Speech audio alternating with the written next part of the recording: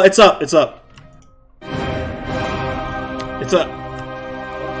Yes, it is. The Shadowlands story pulls together threads that started in Warcraft 3 and wove their way through many of our expansions. We approached it like a drama in 3 acts. Now, as the third and final act begins of the saga, we need to stop the jailer from reaching his ultimate goal, which is to rewrite the rules of reality. Eternity's End serves as the final chapter of one book of the Warcraft saga. All right, Eternity's End, we got that. The jailer has the advantage. He has seized the sigils of the leaders of the Four Covenants. We see Sylvanas realize that she's been a pawn in the jailer's game this entire time. And no shit, she refuses even to though she serve should have him when realized she's taken prisoner. a long The time jailer ago. is able to open a portal to who knows where, taking Anduin with him. And the Primus had us take some time to retrieve some new sigils. Now we have gathered our forces. It's kind of too we easy are to working make with the new Primus to sigils. open our own gateway to pursue the jailer to this realm unlike any we've seen before. Well, obviously Zerith Mortis, but how unlike? The Primus opens a portal, and we come into this alien land. It's completely white, foggy. We're walking on water for some reason. They can only make out some shapes, some figures there, some crazy devices and consoles. Eventually, you make your way to a giant gate, and behind it lies Zerith Mortis. Where's Zerith that Mortis symbol? was created by the first ones, and it is intended to create afterlives. Think of it as being tucked away in the fabric of the Shadowlands itself. It's kind of the behind the scenes of these afterlives that we've journeyed to. It's the land where the progenitors, the first ones who created all of the realms of the Shadowlands, this is their workshop. They've created everything we've experienced in Azeroth and Shadowlands, and even realms we haven't discovered yet. These first ones built the universe as far as we know, but their intentions or methods are completely unknown. But of course, the jailer's presence here is disrupting this process. And we're working to push back against the jailer's forces and protect this place. Okay. I think the artists have Oh, done a that's pretty. fantastic job. And I know they did a lot of research, and they looked at a lot of real-life examples of very strange places in the real world. As a team, we were really trying to make this place as alien as possible. So we really wanted to make everything feel completely unique and completely different. Our trees here are floating. We have stones that are floating. We even have the massive Forge of Afterlives that is floating in the center of the zone. And true to its name, of Afterlives, it's something that is kind of putting together a new afterlife to be sent out into the Shadowlands. We have this water all around you because water is really the catalyst for any kind of creation. It's actually unlike any other water that we've seen before. This is actually water that we can walk on. It almost creates like a threshold between Zerith Mortis and some other There you kind go, of more Live. primordial space right below it. Everything you see in Zerith Mortis has a purpose, an intention behind it. For us, it was really important to find ways to convey that intention in the environment itself. And one of the ways in which we did it was through this duality between a lush and a dry biome. In the dry biome, we see perhaps what the original look of the zone was when the progenitors were first establishing this workspace for themselves. And in the lush biome, we see the result of their experimentation with plant life and fauna and things like that. Okay. These are all test beds for what we'll eventually see elsewhere. Oh, and Live, it's not a stream, it's just a From video. there, we started thinking about what kinds of creatures would be in this place that are fundamentally prototypes. There's terraforming here. There's creatures that are building afterlives. We tried to really stretch and think what that might be like. My personal favorite includes the giant armored snail. The armored and we also snail! have a progenitor chicken. Oh, which progenitor answers the question, what chicken! came first? I like that. These I first really ones like who the, like, crafted blocky Zerith Mortis, nature what they of left everything. behind were the automa, meant to take care of the place and make sure that it fulfilled its function to create afterlives. The automa have several different classes, and you can see this in their silhouettes. We have the builders, we have the builders. protectors, Okay. we have the casters, and each one of them have a specific role within the Shadowlands. It's And then you'll also similar. discover the Jiro, which are a part of the automa. They're a little more quirky, they have a little more personality, they are a little more sentient than the other automa, so some of them even split off to pursue their own desires. Unfortunately, when we found our way in, Devourers also found their way in. Yep, they of are course. ravenous. They're consuming this weird energy, and it's causing them to mutate and to fall apart. And the automa, where they are confronted by them, some of them are fighting them off. And so it's going to take some time for them to understand that we're here trying to help them drive out this threat. Fair. The Enlightened. Fortunately, we've got some allies. There are some enlightened brokers here that we're going to be working with. But it's a broker that arrived here quite a long time ago and has had a change of heart from looking at the world as a very transactional place to seeing this place as a holy place, a sacred place. Oh.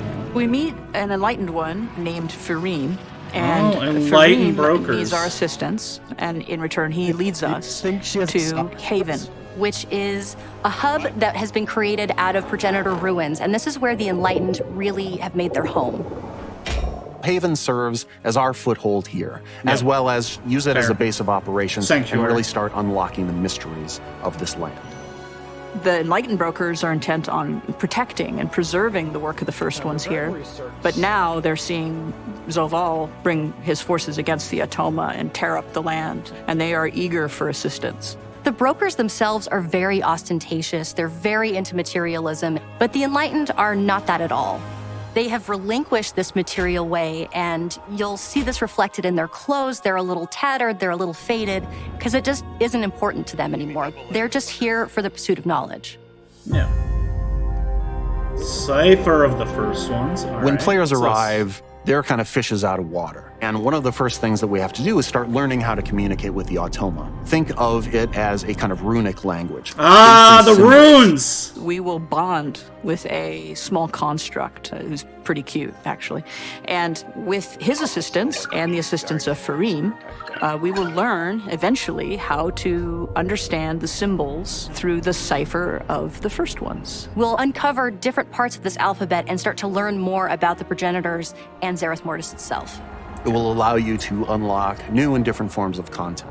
So that can range from daily quests to new options on the vendors to places to explore and new side quests that open up. So it's really the gateway to exploring the far reaches of Zerith Mortis. As we looked into the development of Cypher of the first ones, we wanted something that was unique that players haven't seen before. A little bit of familiarity, but something that takes that to the next level. We really involved the whole team in this creative process. We worked with our UI team to be able to represent those through text, through these things talking and seeing them on screen in chat bubbles and in our chat window. Little by little, these kind of runes start taking shape into words that we recognize. But it's going to be a process that unfolds over the course of playing through Eternity's End. The Automa speak in this kind of musical language. They don't talk the way that we mortals are used to speaking. The sound team was super excited. They jumped in, they started prototyping all kinds of different sounds. We listened, we gave feedback, and we really ended up in a cool place. As you're playing through and gradually unlocking the language, you'll be able to see those words that they're saying, but still hear those tones. Yeah, a little bit. Oh, the Sepulchre. The jailer's true goal has never really been to escape the Maw or to gain power. He's been focused on reaching this place called the Sepulchre, to go into this place of power and to really rewrite the rules of the universe. Yeah. We'll learn that the jailer has breached the Sepulchre of the first ones, and this becomes our new raid for Eternity's End. We're going to gather our forces, we're going to pursue the jailer inside. Once you go inside the Sepulchre, there's some mind-blowing visuals. This is a place that should not be able to exist according to the laws of physics as we know them on Azeroth. Just looking out into this impossible sky of seeing these ancient works of the first ones, those laws don't apply to anything we see here. Among the bosses that we're going to face in Sepulchre of the first ones include the jailer's forces, maybe a dreadlord or two that you haven't tied up loose ends with. We'll face a consular. This is similar to a being like Algalon, but the jailer's gotten to it and has infused his domination magic into the consular. Before we get to the jailer, however, we need to get to Anduin first.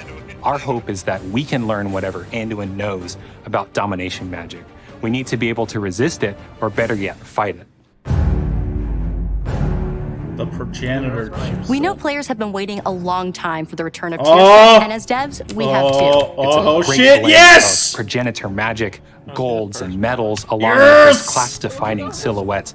wolves for shamans, pointy things for rogues. It's going to look amazing. Our class and combat team was super excited to bring class sets back. This is something that felt really right for the story. We're in the final act of the Shadowlands saga. We're here literally on the brink at eternity's end. And what better place to fully unleash the power of these classes? And I think players will really enjoy the return of those class sets just as much as the team enjoyed making them. All right. How do you make something that is mystical and magical and incomprehensible and yet understandable? I think we've done a good job of finding that line. The team as a whole has been working so hard, and we are so excited to get this out for everyone. We're gonna get new mounts, new pets. A bit horrifying for me, but exciting for some is the fact rigs. that, you know, some but of the they're really spider cool mounts looking. can now Our fly, team's there able. needs flying Our spiders, team but can that's pull also off going to be a such cool thing for shit. people. We have updates to professions, to soulbinds, to conduits. Our team always There's a knocks new it out of the dancing park. minigame in Darkmoon Fair. I'm a story guy. Dancing so minigame, I'm super Darkmoon geeked Fair, about watching what? players kind of piece together those little lore tidbits. That's what excites me as well. I'm really looking forward to Season 3 of Mythic Plus. Tazavesh is getting split into 2 dungeons. Yeah, if you're a raider, if you chase Tazavesh. Keystone Master, if you're an achievement collector, there's something for everyone to do in this. Shadowlands is like the final chapter of one book of the WARCRAFT saga, and our team is already hard at work on the next stories to come. Can't talk about them quite yet, but when the time is right, we're going to be really excited to share them with you. When time's right, they will come.